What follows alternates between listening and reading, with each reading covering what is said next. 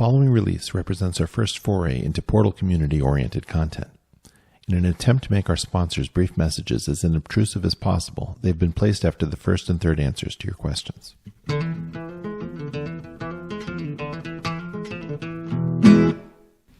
Hello, you found the Portal. I think we're going to be doing something interesting today, which is that we're going to start to bring in the Portal community into a Portal episode. The purpose of this is to show some of the interactions that we've been having with our people, whether it's through Instagram or over our Discord servers that people have set up to allow and facilitate members of the Portal community to interact directly with each other. Now, I've been doing a lot of Q&As off the cuff on live Instagram chats while I try to get my 10,000 steps in a day. That's been very productive. But my producer, Colin Thompson, has suggested that maybe what we should be doing is AMA-style episodes in which we solicit questions from the audience, perhaps on a restricted topic, and then we actually get the people who write in after my producer has gone through the questions that he thinks are the most interesting, and go back to those people and allow them to ask the questions directly and to get an off-the-cuff answer that isn't scripted, which is just from the heart, so that people have an understanding that, in fact, the show is being hugely informed by the number of people who are interacting with us directly. As people are taking the concept of the Portal into their own lives, I actually wonder whether the podcast will continue to be the leading part of the Portal community. We're going to keep doing it, but there are now so many different opportunities for people to interact, whether it's the voice chat rooms, the various projects that people are on, or these Q&As that we've been doing across different sorts of platforms, that these opportunities are going to continue to grow as an important part of the Portal experience. And in fact, I have a fantasy that at the end of this, I might even be able to remove myself completely from the Portal for a period of time and let the community take over as they come to understand what it is that this show is doing for them, because after all, that is the entire point of doing the show. So, ask yourself, what is it that you want to see? And instead of just hanging back, consider sending in questions the next time we solicit them on Twitter or Periscope or wherever we happen to ask the question next.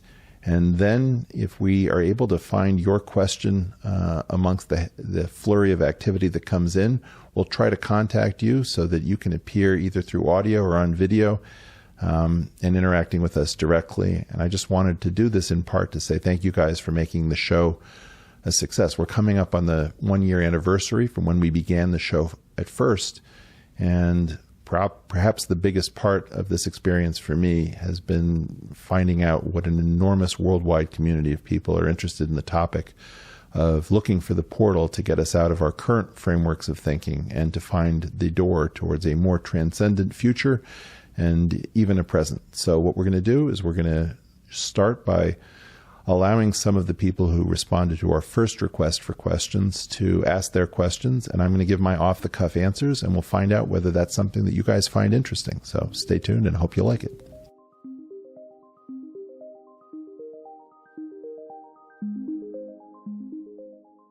Hey Eric, my name is Aviv and I'm calling from the Boston area. Could you help resolve the media markets and human malware Mobius band? We are told that the media and social media influence our opinions, but at the same time, we are told that in this day and age, the media is thirsty for our clicks. So, in effect, we tell the media what we want, and they give it to us. Well, which is it? Are we the masters, or are they? The same goes for markets. Markets are great at identifying needs and pricing them, but markets also convince us that we need some really bad things. As an example, universities want to import cheap labor to do research. This is done to maximize research per dollar spent, and this is perfectly rational. Yet you have argued that this is a problem, even though the market is doing exactly what it was designed to do. My intuition tells me that human malware seems to be the culprit here, but what exactly is going on? I'll leave that for you to answer. Aviv, you raise a very important topic. This has come up in a bunch of different places.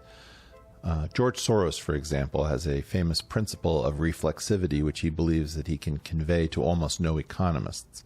And effectively, it is the concept that not only do minds move markets, But markets move minds. That is, if you think you know what's going on and you start to see that the market isn't behaving in any way that seems to reflect your preconceived idea, you may change your mind. For example, you thought that the world was falling apart, but now the stock market starts gapping upwards. Well, that's very confusing to most people.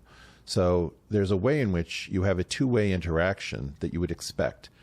Social media is both dictating our tastes and it is trying to figure out our tastes so that it can profit from it, at least the people who run the companies that social media is dominated by. Now, what do we do in a situation in which taste formation is not understood? For example, in economic theory, given that all of this is market mediated, we have a very long-standing tradition that tastes are to be treated as given, which I think goes back to Marshall, probably the early part of the 20th century.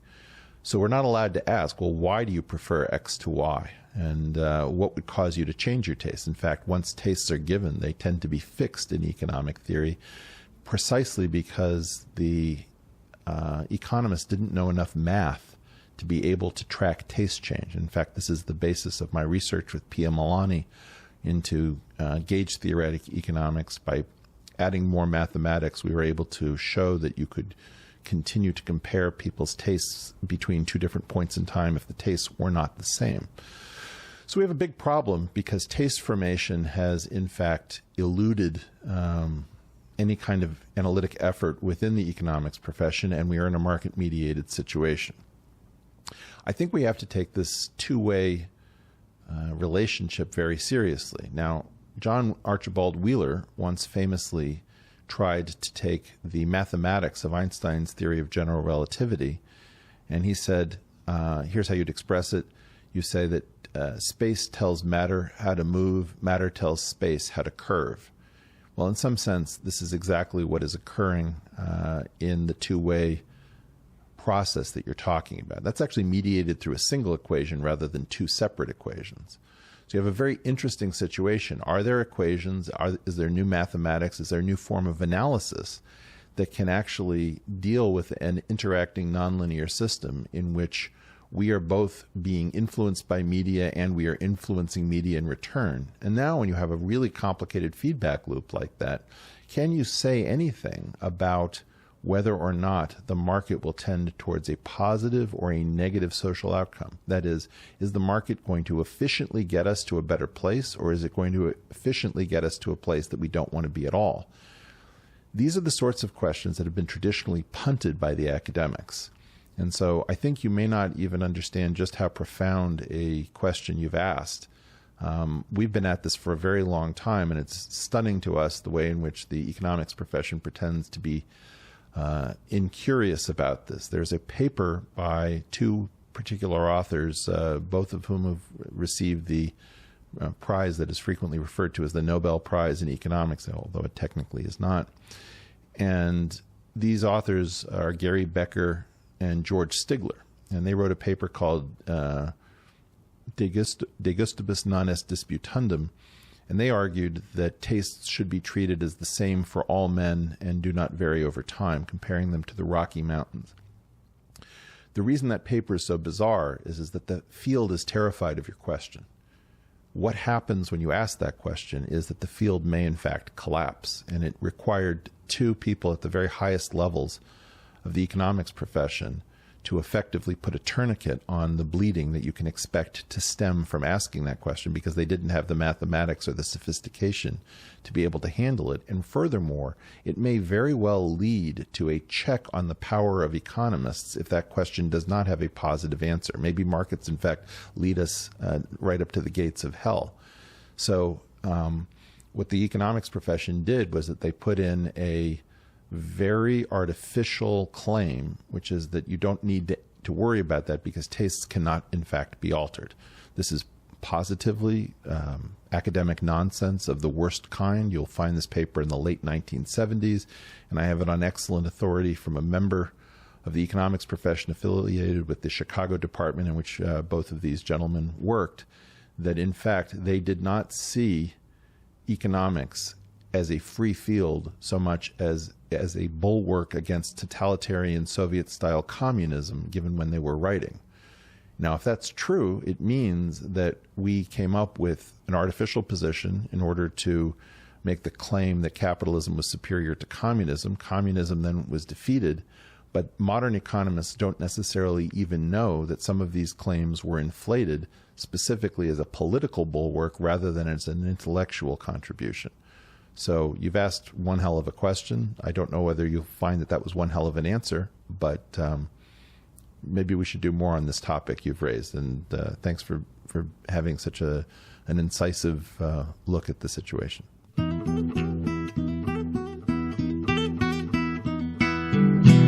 Returning sponsor Athletic Greens makes a health juice drink that I find to be extremely interesting because I've learned how to hack it in a way that wasn't even advertised. While everybody else was putting on weight during quarantine, I was using Athletic Greens to slim down and probably have shed about 40 pounds. Here's how it works.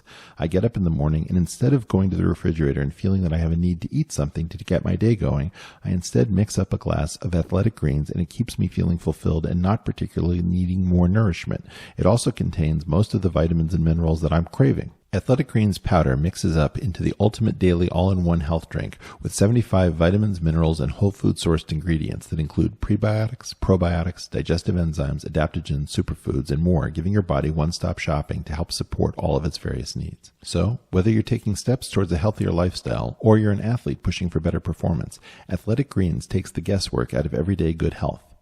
Why not just try it? Go to athleticgreens.com/portal to claim our special offer today. That's 20 free travel packs valued at $79 at athleticgreens.com/portal with your first purchase. athleticgreens.com/portal. Do you remember that one time in 2015 that you once searched for something on the internet that you kind of didn't want anyone else to know about? Who are we kidding? That situation probably happened 5 minutes ago. We're constantly searching for information on the internet, and it's nobody's business but ours. Yet our ISP somehow has the ability to see everything we do, and it's not sufficient to use incognito mode because our ISP still sees wherever we go on the internet. That's why our friends at ExpressVPN want you to know it does not matter if you get your internet from Verizon or Comcast, because ISPs in the US can legally sell your information to ad companies. ExpressVPN is an app that reroutes your internet connection through their secure servers so your ISP can't see the sites you visit and keeps all your information secure by encrypting 100% of your data with the most powerful encryption available across all your devices. So protect your online activity today with the VPN rated #1 by CNET and Wired. Visit our exclusive link, expressvpn.com/portal, and you can get an extra 3 months free on a 1-year package. That's expressvpn.com/portal. expressvpn.com/portal to learn more.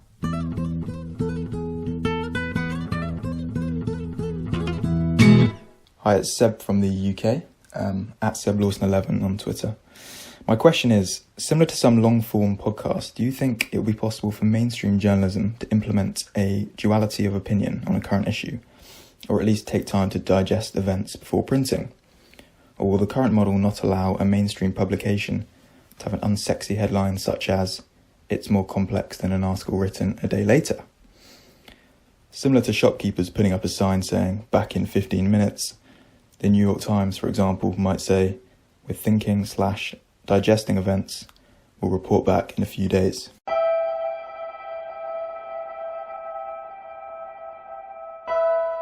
Well, that's a really interesting question. What is the penalty for not being fast? We don't know.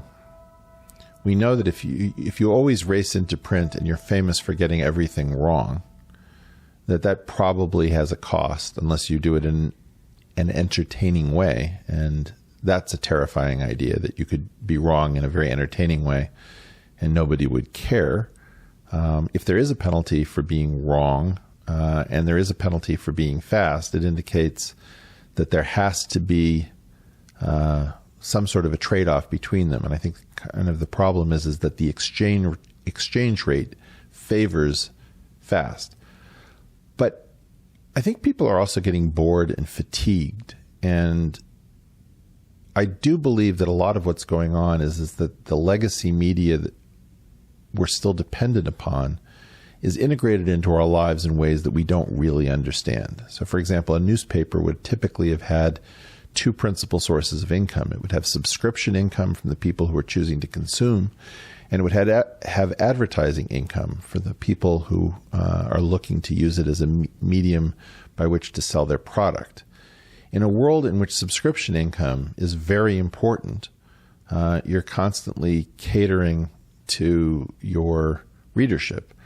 However, when that becomes too slight and it's all ad-driven, you suddenly change the orientations. The first question has to do in part with the business model. We could disincentivize very quick takes by, for example, strengthening our libel and slander laws and making it very expensive to get things wrong.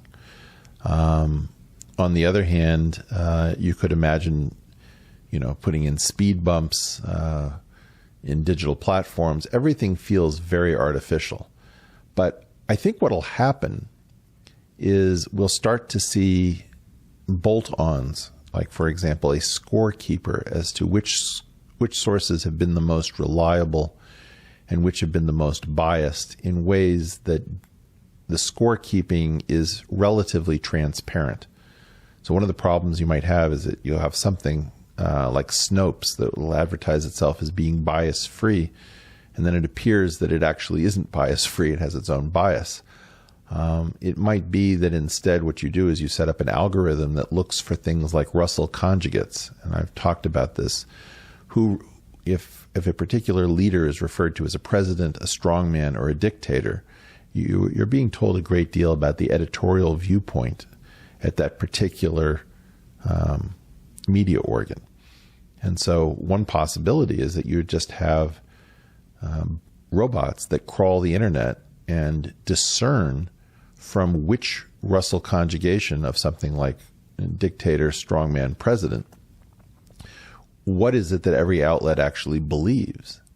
And you could easily imagine that as people came to understand the means by which they were being manipulated, they would, in fact, start to shy away from the things that they felt were not treating them with respect.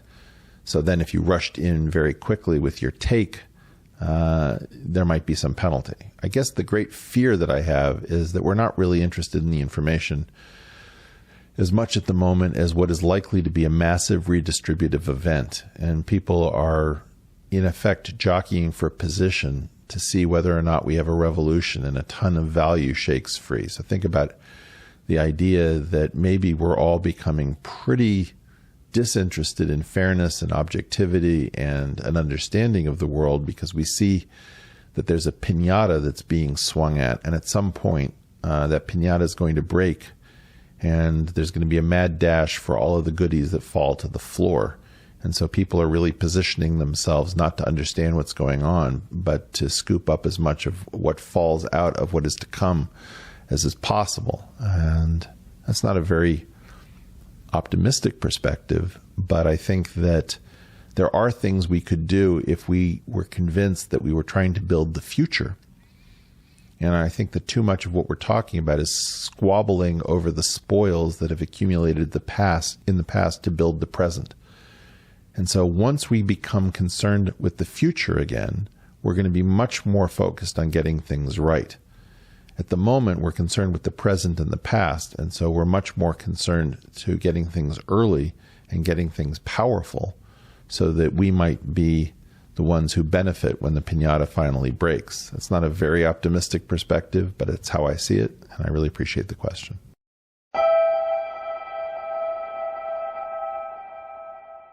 My name is Felix Kammerlander. I live in Frankfurt, Germany. My Twitter handle is FelixKammerlan1. And here comes my question. Recent attempts to counter the radical left malware simply consist of criticism towards it, which is unlikely to be heard through echo chambering. Which features must a human software update have for it to be sufficiently attractive to establish a pull in a better direction? It's an interesting question. Part of the problem with a lot of the current human cognitive malware that we're seeing, particularly from the Marxist perspective, is that it anticipates its own removal. And so the attempt to remove it creates a huge problem. So I'm a huge fan of not letting it get its first foothold rather than saying, oh, well, let's take all arguments under our open architecture, and then you find out that you've got some sort of a new problem that you can't get rid of. Now, why is this so difficult? Well, there are particular moves that if somebody invokes them, my feeling is that one should stop talking to that person. For example, if your response to finding that something is offensive is to have the person say, wow, you have X fragility, where X is something, American fragility, white fragility, male fragility. That entire line of argument, if it's allowed, says that certain people do not have the right to be hurt or offended, and therefore those who use that line of argument have to be ejected from the conversation, because otherwise it sets up a hierarchy of haves and have-nots inside of a conversation about who actually is allowed to have the full spectrum of positions, including talking about how their concerns have been hurt or infringed upon. I think that when you're looking at these sorts of arguments, you can detail what their behaviors are, namely that they allow one group of people usually to profit within the argument at the expense of another because of an asymmetry of what those people are bringing into a conversation. And if we lose the idea of interoperability, or the idea that the correctness or incorrectness of, if we lose interoperability, or the idea that the correctness or if we lose interoperability, or the idea that the correctness or incorrectness of a particular position is completely decoupled from the characteristics of the person holding that position, then we're in real trouble, because we've lost the ability to actually share experience. And I think that human empathy, for example, is quite substantial, so that we can imagine the lives of people that are very far away from our own lives. And though that capacity to be empathic and to use the imagination allows us to go to the movies, for example, or to lose ourselves in a book or a song, because many things happen to people that haven't happened to us. Listen to the old song, Billy, Don't Be a Hero. And in general, you will not have the experience of either being the woman asking her true love not to go to war and come home in a box, or Billy who decides that he has to go and do this thing for glory. You don't have either of those two experiences in most cases, but you're able to lose yourself immersively in the song. I think that idea that we can actually understand each other, maybe not perfectly, but we can get to very high levels of understanding, has been completely lost and is a form of malware in the situation. So when you see certain sorts of moves, you should know that if you actually accept those moves as legitimate, from that point on, the conversation will almost certainly derange. And you can't actually object to those moves internal to the other person's rule set. In other words, if the idea is that in a conversation, whoever has experienced the most pain becomes the most expert, because the only thing that matters is lived experience and oppression, once you've accepted that that's how the conversation will be scored, you're in a very difficult situation. Now, there's a point that I'm going to start to make quite a bit, which is illustrated with the difference between two games. So the way I usually phrase it is, imagine that you come upon a beach and you see a very high net with two teams of three and a ball to be exchanged by the two teams over the net. Most of us would assume that we are looking at volleyball and that we would imagine that it's played under standard rules for beach volleyball. But in Southeast Asia, the same equipment and configuration supports a second game called Sepak Takraw, which is effectively a form of volleyball played with the feet in a kind of incredible martial arts, Hong Kong wire act style. It's kind of amazing to watch.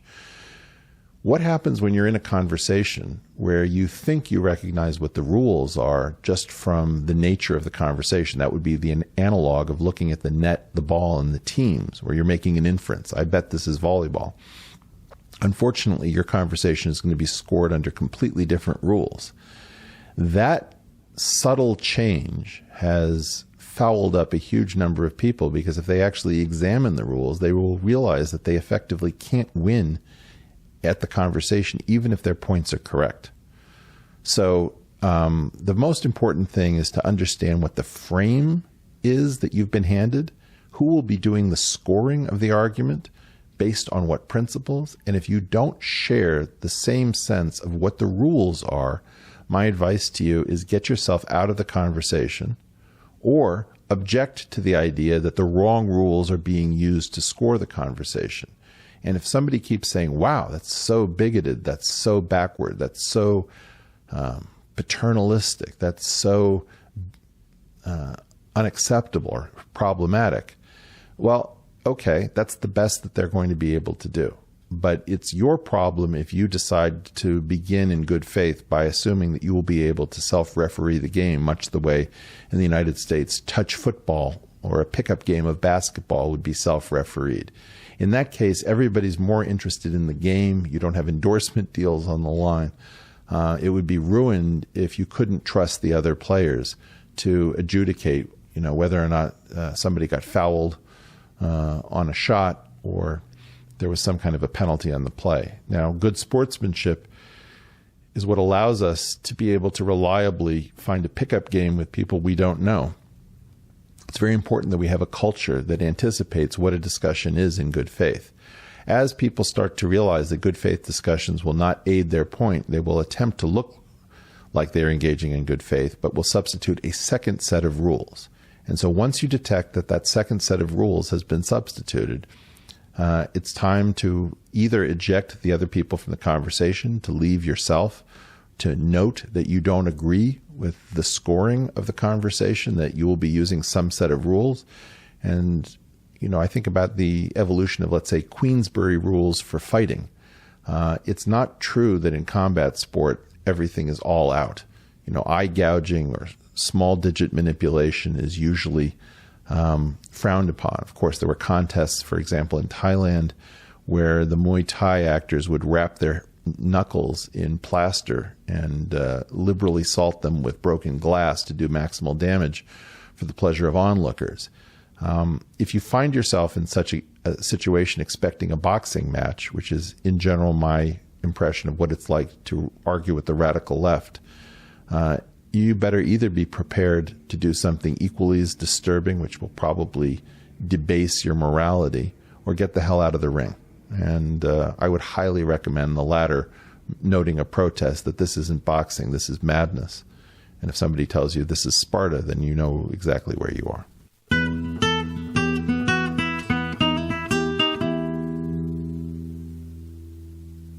Here's a topical question. What do millions of Americans and 3 U.S. presidents have in common? If you answered they're extremely nervous about Ghislaine Maxwell being taken into custody, that is incorrect. Only 2 U.S. presidents have that as a fear. In fact, the real answer was that they all agree that Boll and Branch sheets are the softest and most comfortable pure organic cotton sheets on earth. I love my Boll and Branch sheets because they sleep like the sheets in the best hotels I've ever stayed at. Plus, I know that Boll and Branch cotton is rain-fed, pesticide-free, and carries the highest organic certification. Plus, since they sell direct to you, what they're doing is cutting out the middleman, which is the department store, which adds a huge markup. Thus, you're getting the top quality sheets that you can possibly buy for a fraction of the price. And right now, you can get $50 off any sheet set at bollandbranch.com if you use promo code PORTAL. That's spelled B-O-L-L and branch.com using promo code PORTAL for $50 off. So go to bollandbranch.com using promo code PORTAL to get your sheets today. Restrictions may apply, so see bollandbranch.com for details. Be honest, do you see yourself as a book person in danger of becoming a phone person or electronics person? If so, returning sponsor Blinkist is the company that's probably done the most to figure out how to keep book people in the modern era. Here's how Blinkist does it. They have a team of readers and writers who comb all of the most important nonfiction titles and summarize them into 15-minute units called blinks that can be either read or listened to as audio. What I love about Blinkist is that these blinks allow me to figure out what I want to invest in, and when my time is at a premium, it means that I can make much more judicious decisions. Plus, if I decide not to read something, I at least have an idea of what the book is about if people start discussing it. Plus, now Blinkist gives you a library with full-length nonfiction audiobooks at a special discounted price. Right now, Blinkist has a special offer just for our audience. If you'll go to Blinkist.com/portal, you can start your free 7-day trial and get 25% off a Blinkist premium membership with up to 65% off audiobooks, which are yours to keep forever. That's Blinkist, spelled Blinkist, Blinkist.com/portal to get 25% off a premium membership and a 7-day free trial. Blinkist.com/portal.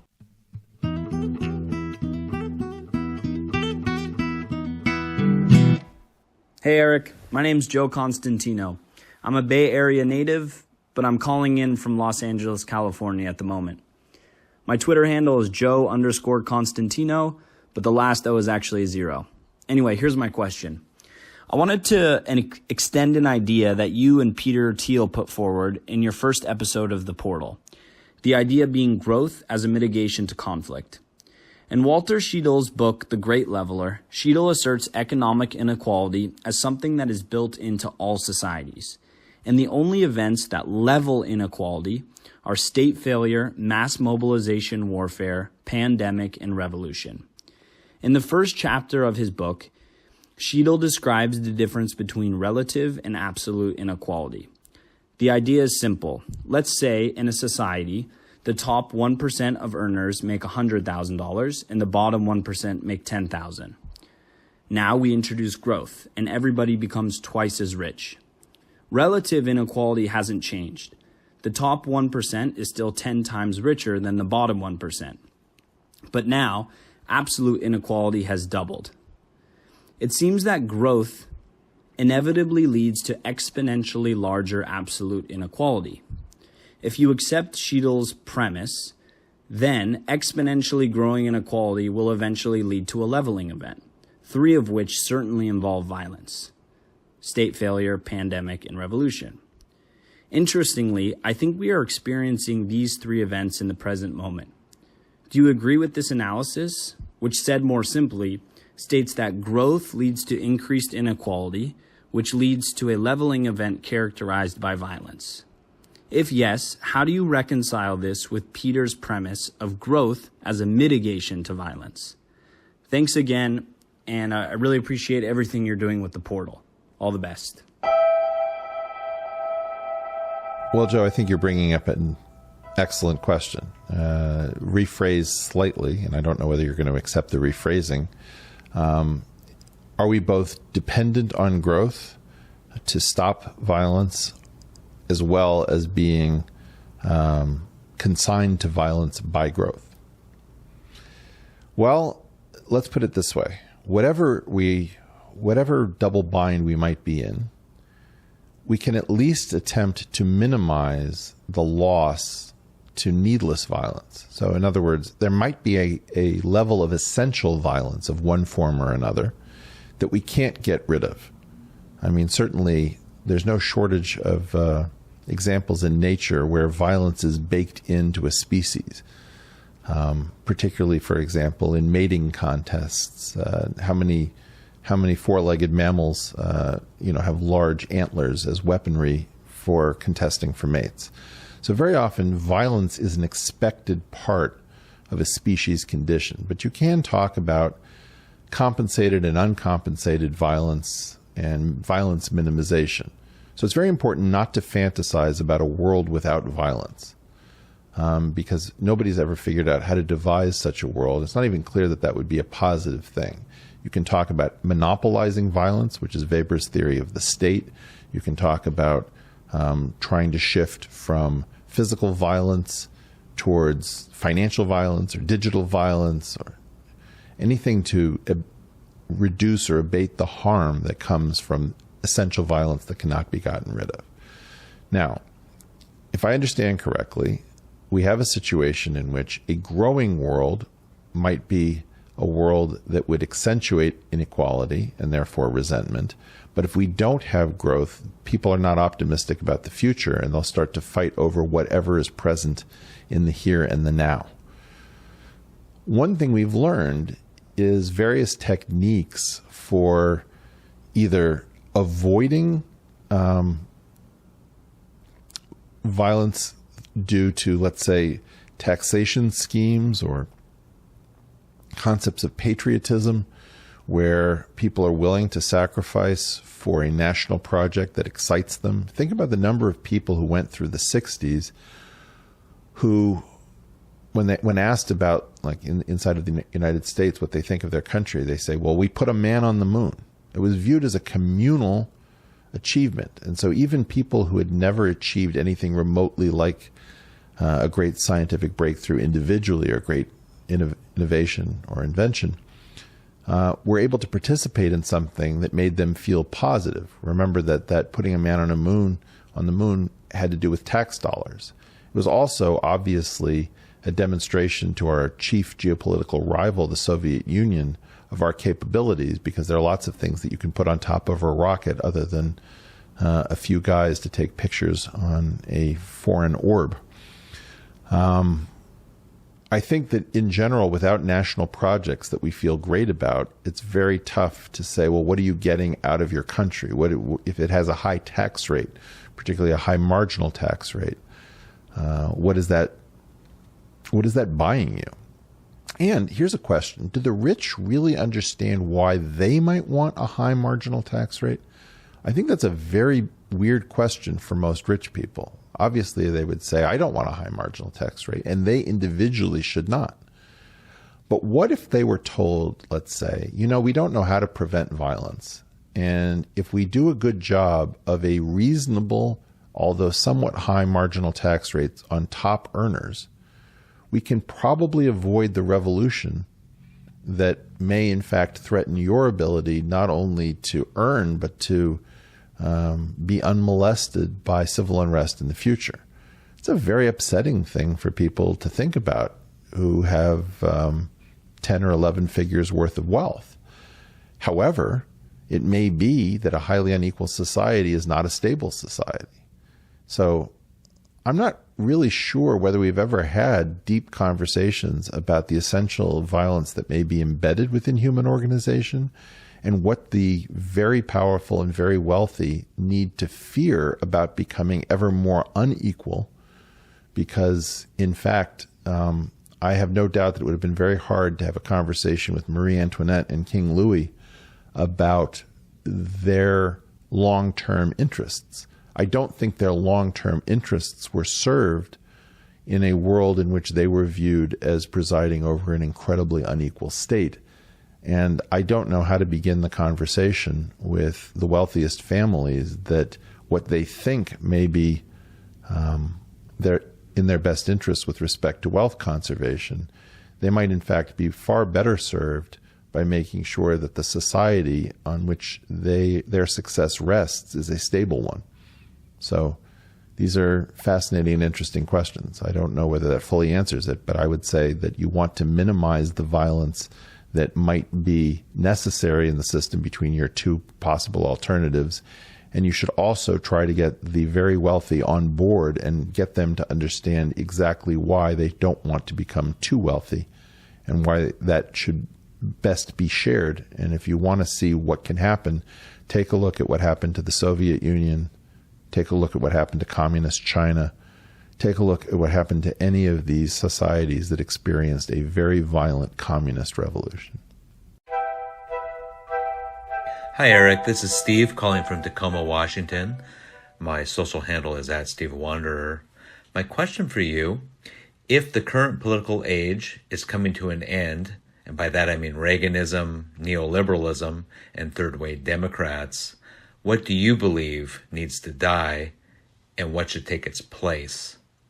What is a 40 to 50 year theory for the American dream that can meet the challenges of our times and that most people could embrace? What shared myth can take us towards something creative? Thank you for taking my question. Oh, that's easy. I mean, obviously, capitalism and communism both have to die. You need to hybridize it into something which captures the essence of what capitalism did best, which was to provide for freedom. You have to figure out something short of communism that provides for people on the basis of being a soul rather than a pair of hands, so that we can't have your entire value resting on whether or not jobs will continue to exist as the economy continues to transform. The new economic system has to take much more into account the issue of public goods and services, because the market will not be able to associate the proper price to the value provided. So you should expect that we are going to have hyper-capitalism, because people will have to be allowed to sort of invent in an unfettered environment, because it's gotten very difficult, and the individuals on whom we depend are really outliers. They're determined by very fat tails, power laws, kurtosis, various things that people don't think about. So when you have an Elon Musk, for example, you probably need to give him a wide berth in order to create as much value as possible, but then you probably need hyper-socialism to go with hyper-capitalism. And the idea there is that our traditional claim in a capitalist economy is simply through our labor. And in fact, we have two claims. We have one claim as a soul and one claim as a set of hands or a brain, which is what do we provide and what do we need? We are going to have to experiment with something like universal basic income to deal with the fact that technology is going to obviate many occupations that we would think of as providing for dignity, as well as an ability to share in the wealth created. On the other hand, if we cannibalize the entire thing by talking in nonsensical terms in order to get justice, if you will, we are going to keep the people who would be able to innovate from even being able to think or function, because so much of this is intellectual rot that may be, in fact, attempting to achieve a positive social outcome, which is to make sure that all souls are provided for. So we're going to have to be more honest that there are certain people who are just remarkable, and there are others of us who are going to provide things that the market can't see. So, for example, when musicians watched vinyl turn into CDs, turn into MP3s, by the time a song could be recorded as an MP3, there was no ability to keep that from spreading too broadly. So you had something become a public good that was once a private good, and musicians were no longer able to make the same kind of money from record sales. That kind of behavior is going to occur again and again, because effectively what the internet and computers are doing is they're taking tangible physical objects and they're virtualizing them. When they become virtualized, they become a public good. When they become a public good, they sit in the blind spot of the markets, constituting market failure. That's a very serious state of affairs. And so whatever this new thing is, it's not going to be capitalism. It's not going to be socialism.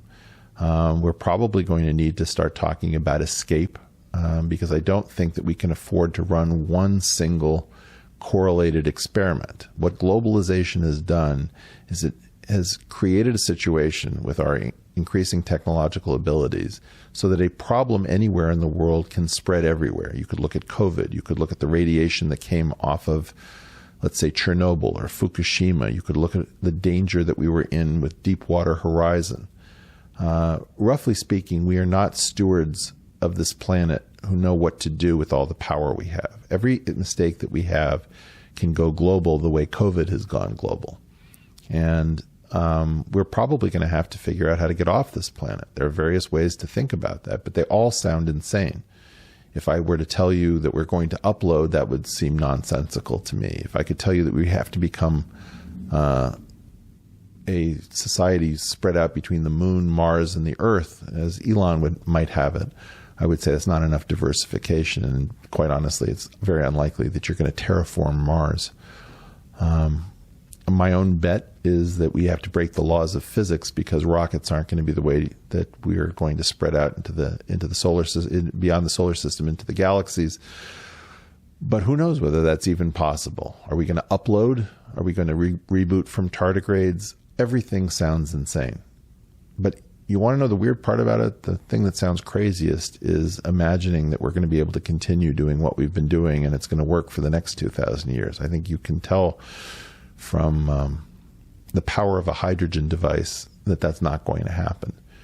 I recently was exploring virtual reality inside of Oculus Quest, and I had the idea that after I called for a return to very limited above-ground nuclear testing on Ben Shapiro's program, I wanted to experience what it would be like to stand near a nuclear test, and found a simulator in VR. And let me tell you something.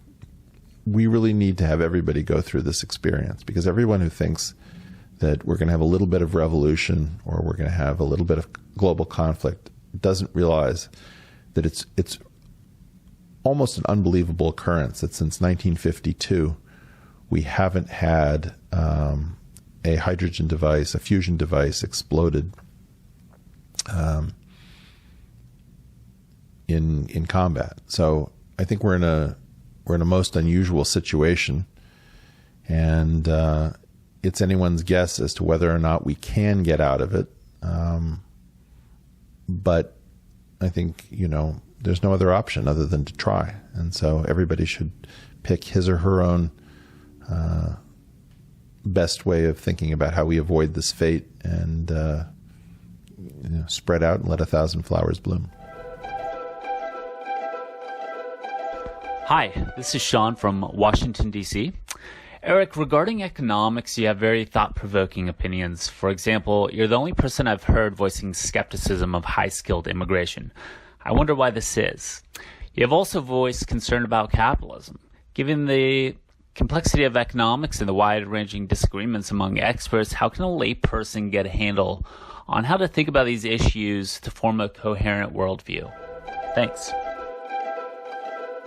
I really appreciate the question. Thanks very much for asking it, Sean. It's an interesting problem because I really believe, as I've said before, that economics is in a very unusual position for a modern field. And maybe this is going to happen to more fields, but it happened to economics in modern times in a very brutal and dangerous way. What I've said is that there was probably a time when you had chemists and alchemists in the same department, or astronomers and astrologers.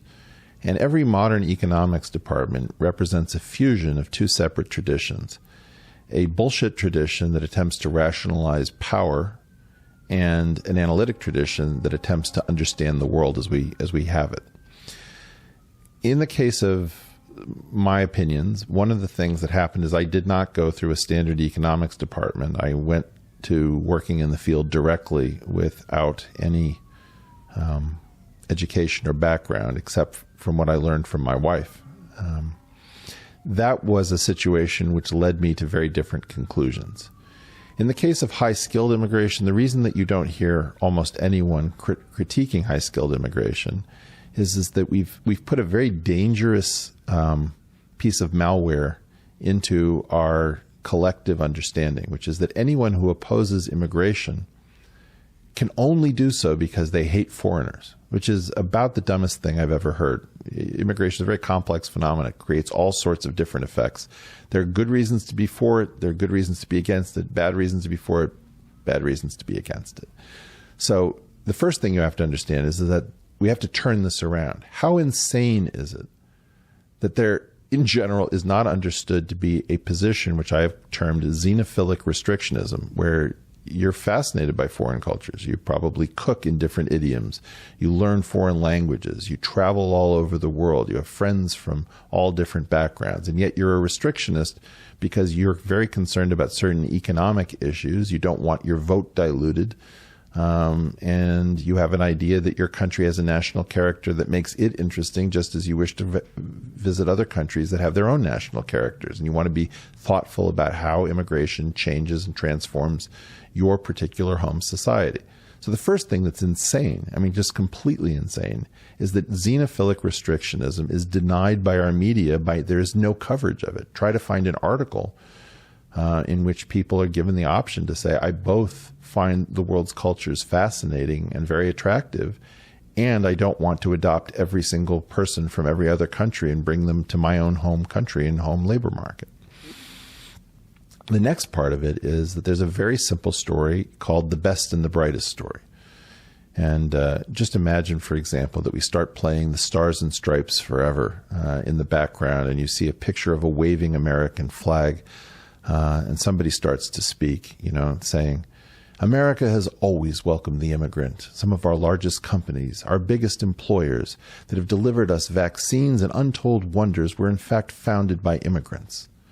Do we wish to cut off this supply of talent and ambition, people flocking to our shores, or do we wish to welcome them with a giant golden welcome mat, letting people know we are open for business. Send us your best and your brightest.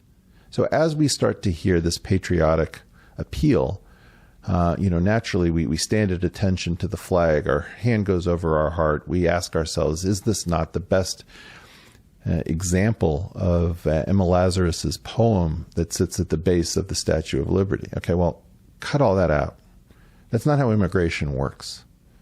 That is an attempt to get you not to think about the various positive and negative effects. What are the rights issues that are raised by immigration? In particular, with high-skilled immigration, people love to say, look, I love high-skilled immigration because they think it's a very small market. They think that it gets us the best and the brightest. They think all sorts of things that have nothing to do with labor markets that don't really make sense. For example, the number of companies that are founded by immigrants would undoubtedly change if we had a more restrictive policy. But one of the things is that a lot more companies would be founded by Americans that wouldn't be founded by immigrants, because this would be a much more attractive field to enter, let's say a technological field or a scientific field. It doesn't take into account the way in which the wage mechanism alleviates labor shortages. It doesn't take into account the fact that changing our immigration structure would probably decrease inequality and bring lots of minorities and females and less represented groups into the workforce. There's no such thing as a labor shortage of long term in a market economy, right? Because the wage level just rises to the appropriate point at which you can attract the labor you need. I've talked before about having a Steinway shortage in my house. It's not that I can't afford a Steinway, it's just that I have not chosen to purchase one. So when somebody tells you that they have a terrible labor shortage, they're telling you I'm too cheap to pay the market price of labor. The whole thing makes actually no sense. But the reason that you don't find other people talking about a problem with high-skilled immigration is, first of all, that we have a hidden history, that it was in fact largely determined by the National Science Foundation, not the National Academy of Sciences, it was largely determined by the National Science Foundation, the National Academy of Sciences, who, unknown to us, effectively conspired inside of something called the Government University Industry Research Roundtable and the Policy Research and Analysis Division of NSF to decrease the wages of what I think of as being the top labor force in the world, because the American educational system is quite heterogeneous. We have terrible schools and we have the world's best schools. And in fact, we're not getting the most innovative people anymore because we've really given up on that. And what we hear as the best and the brightest is, in general, a very competent, pliant labor force that is not particularly empowered to make bold decisions. Try to imagine that you're on an H-1B visa inside of the United States and you need to tell your employer that he or she's an idiot. You're not going to be in a position to do that because you're tethered to them, because the H-1B doesn't actually even allow you to listen to wage signals from other employers. It's effectively a tethering device to make sure that you are wedded to the person who employed you. Well, it's not quite slave labor, but it's certainly not free labor either. So the reason you're hearing this from me and me alone is that I know where this came from and I know what it was intended to do. And I'm emboldened by the fact that I know why they erected it, which was to destroy the power of scientists and engineers to be able to bargain for higher wages, better benefits, and more rights. And as a result, the reason that they don't come after me, and I've been relatively unmolested, is that they don't want this story getting out. So we sit here kind of looking to see who's going to blink first. And the second they come after me and they call me a xenophobe, I'm going to tell the actual full story about how they conspired to destroy their own labor market for the very people that they were supposed to promote and protect. With respect to capitalism, I'm a huge fan of what capitalism did, and what I'm concerned about is that people don't realize that capitalism has a different future than it has a past. It was absolutely the most powerful idea in the 19th and 20th centuries because it created so much wealth, it lifted so many people out of poverty. But it has various problems. It doesn't incorporate all of the negative externalities. So, for example, the price of a gallon of petrol or gasoline almost certainly doesn't include all of the costs of belching the waste product into the atmosphere or the despoiling of the environment that was needed to go after that oil. You have all sorts of situations where it doesn't deal well with public goods and services, and those are things that are increasingly created by technology from what were private goods and services. I've talked about that elsewhere. So capitalism may have been tied to a particular place and time, and people get emotionally invested because they think that it's always going to function the way that it did function. I've called this problem the problem of anthropic capitalism. That is, that capitalism was tied to a particular time and place in history, and it's now time to move on to the next thing. And I've talked a bunch about the idea of what happens when you graduate from high school, but you keep hanging around year after year. You know fewer and fewer of the people, and it becomes more inappropriate that you aren't moving on with your life. In part, I think that that's what we have. We have a failure to launch our post-capitalist society. So you're watching capitalism come unraveled. And as I've said before, we thought that capitalism and communism were in fact rivals, but I've likened them to Thelma and Louise in the final scene from that film.